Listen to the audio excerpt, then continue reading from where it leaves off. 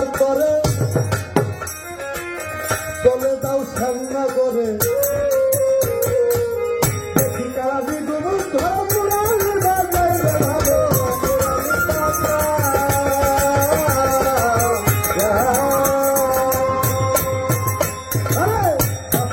দিবার করে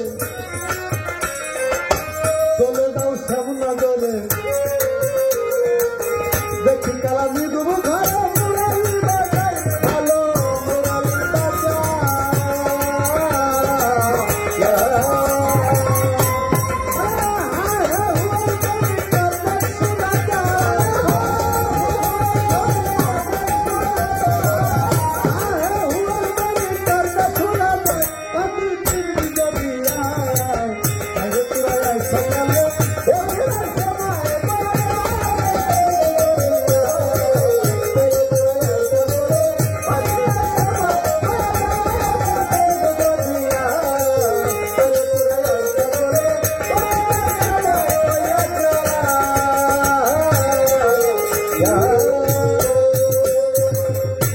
আমার তিনটা গুটি ঢাইলা দিল গুটি তিনটা কি হা হে হু ভাই আমার তিনটা গুটি ঢাইলা দিল তাতে তিনটি খানায় হইল তাতে ছিল অষ্টা গুটি ঘুরাইলে ভালো ঘুরা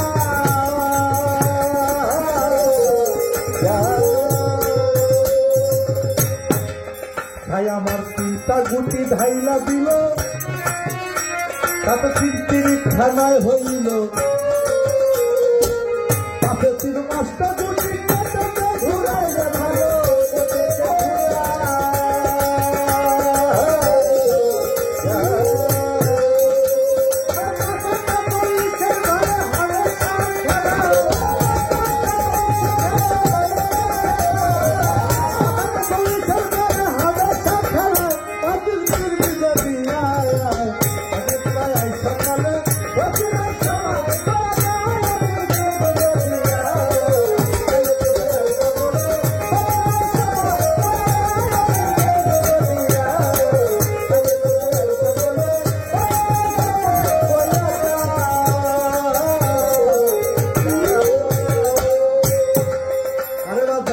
কাহে হুতার মানে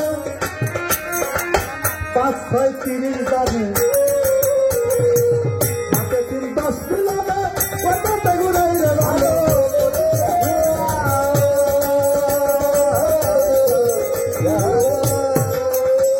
আরে হাহে হুতার মানে 5-6-30 জানে 7-3 মিলাবে গুটি পাতা হাইরে ভালো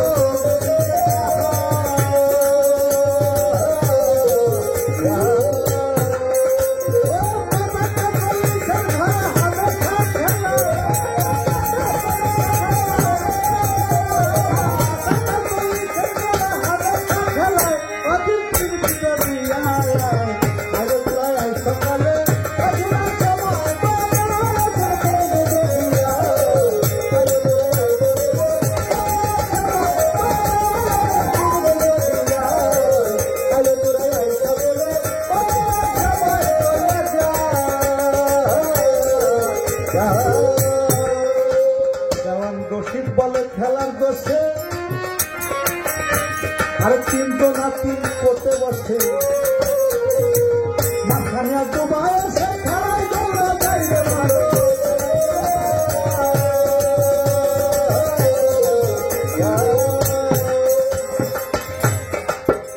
যেমন দোষিত বলে খেলার দোষে 3 জন 3 করতে বসে মাঝখানে এক বুড়া এসে খেলায় গোল বাজার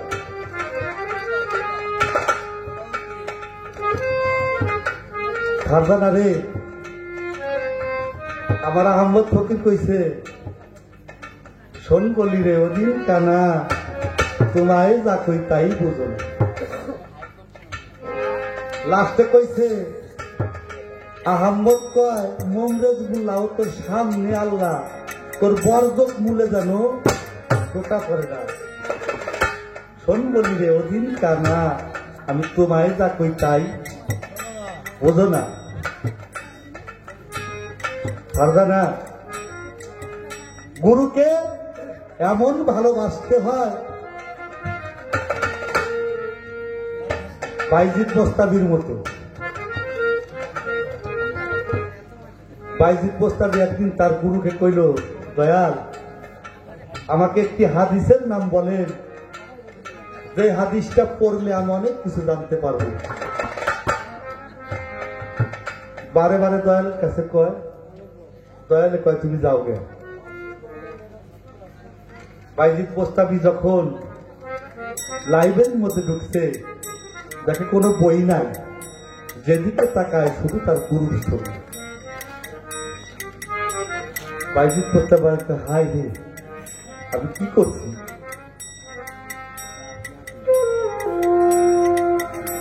তাই বাবা,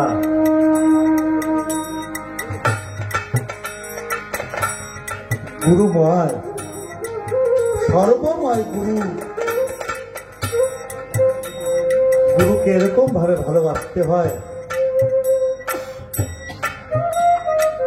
যা কিছু আছে যেন তোমার গুরুময় হয়ে যায়। আমার বলতে যতক্ষণ পর্যন্ত আমার শব্দ থাকবে ততক্ষণ পর্যন্ত গুরু লাভ করা সম্ভব। বরিশালে একজন গুরু আছিল, যার নাম ছিল নাগর চান। এই নাগর চান একসময় অনেক ধন সম্পত্তির মালিক ছিল। দেখবেন বাবা, একটা মানুষের যখন 40 পার হয়ে যায় তখন কিন্তু তার মধ্যে একটা হিসাব কিতাব চলে আসে যে আমার হাতগুলি সম্পদ, আমি তো কিছুই রাখতে পারবো না, একদিন আমার চলে যেতে হবে। মনে মনে ভাবলো, আমি যে চলে যাব, এই চলে যাওয়ার জন্য আমি কি করতে পারলাম? পাশেই একজন গুরু ছিল, তার কাছে গেলেন, দয়াল আমি তো এতগুলি সম্পত্তির মালিক, আমার কোন রাস্তা আছে নাজাত পাওয়ার? কখনোই তোমার নাজাত পাওয়ার রাস্তা নাই। কেন নাই? তোমার যত সম্পদ, তোমার মধ্যে অহংকার।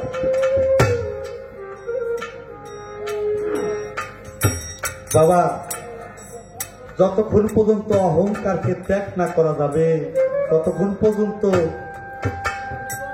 স্রষ্টাকে লাভ করা যাবে না। তাই বাবা, আমার এই অহংকারকে আমি যে ত্যাগ করব, কিভাবে করব? বলল যে তোর যা ধন সম্পদ আছে সবকিছু তুই গরিব দুঃখীর মাঝে বিলিয়ে দিবি। ভাই কথা বলেন না। বাড়ির বউ কয়, তোমার কোন পাগলে ধরব? তোমার ধন সম্পদ সব বিক্রি করতেছো, আমরা খাবো কি? কয় না রে, আমি সারা জীবন পরের জন্যই কাঁদলাম, আমার নিজের জন্য একদিন কেঁদে দেখলাম। সমস্ত কিছু দিয়ে নাগর চান নিজে কাঙ্গাল হয়ে গেল।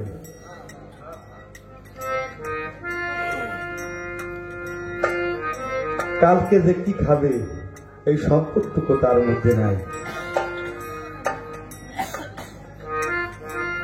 গরুর বাড়ি মিলন মেলা,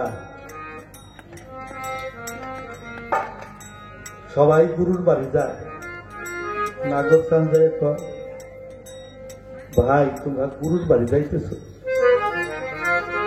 আমার তো কোনো সম্পদ নাই, আমার কাছে টাকাও নাই। তোমাদের সাথে আমাকে একটু নিয়ে যাবা? সবাই দৌড় দৌড় করে তাড়িয়ে দেয়, না সরে যা, তোর কাছে টাকা পয়সা কিছু নাই, গুরুর বাড়ি গেলে তো নজর আমার দেওয়া লাগে, তুই চলে যা, তোর আমাদের সাথে যাওয়া হবে না।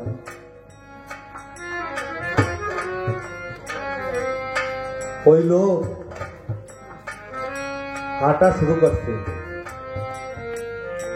হাইটা হাইটা গুরুর বাড়ি যাবে।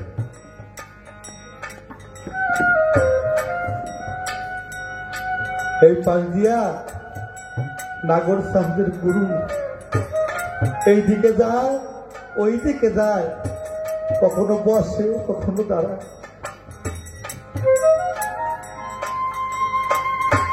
দৌড়াইতে দৌড়াইতে নাগর স্থান কখনো পড়ে যায়, পড়ে দিয়ে আবার দাঁড়ায়। গুরু এরকম গাছের তার পরে আবার গাছে যায়। ভক্তরা পাগল হয়ে গেল,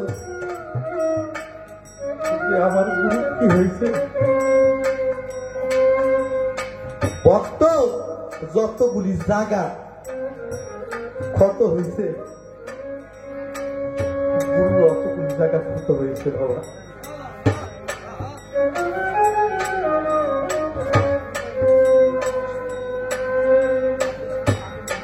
গুরু কয়, নাগর রে,